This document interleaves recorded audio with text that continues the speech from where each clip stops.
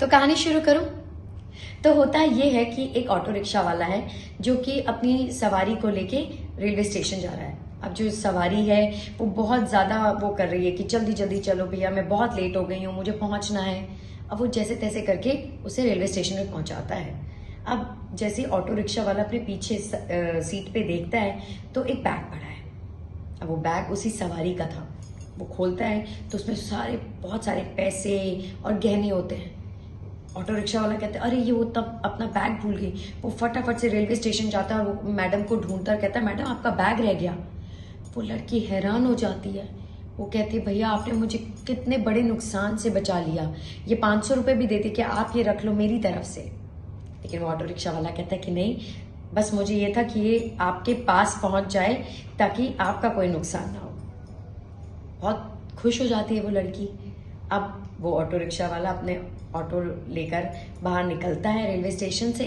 उसको थोड़ी भूख लगती है, पास ही में ढाबा देखता है और बैठता है। ऑर्डर करता है वेटर को कि भाई तू चाय ले आ, कॉफी ले आ या कुछ खाने पीने का सामान ले आ। अब वो जब ऑटो रिक्शा वाला खा लेता है उसके बाद वो वेटर से कहता है कि भाई बिल ला दे।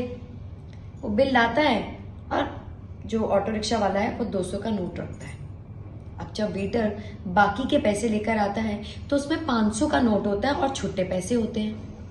अब वो ऑटो रिक्शा वाला हैरान होता है, देखता है, पैसे लेता है, जेब में रखता है और निकल जाता है।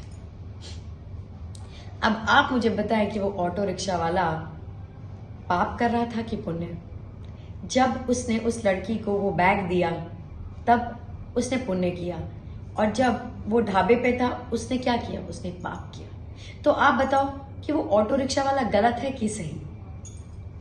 सच बताऊं, ये कहना बहुत मुश्किल है कि वो गलत था या सही था, क्योंकि हर इंसान का एक समय आता है, हर एक इंसान का एक सोचने का तरीका, एक बचपन से जो कहते हैं ना आपकी कंडीशनिंग की जाती है, वो शायद वहीं अटक गया।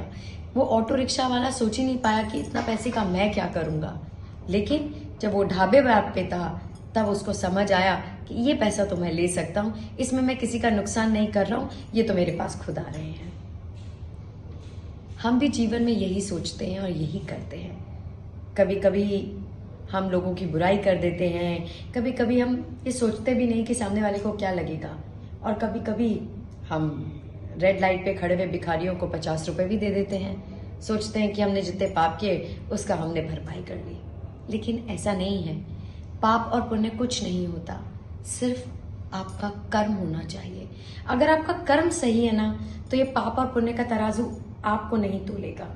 सिर्फ आपको ये मिलेगा कि आप अच्छे कर्म कर रहे हैं, और जो कर्म अच्छे करता है वो धर्म समझे या ना समझे उसके से कोई फर्क नहीं पड़ता।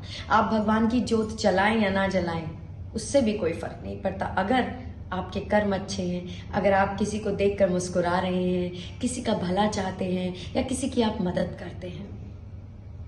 मैंने इस कहानी से क्या सीखा?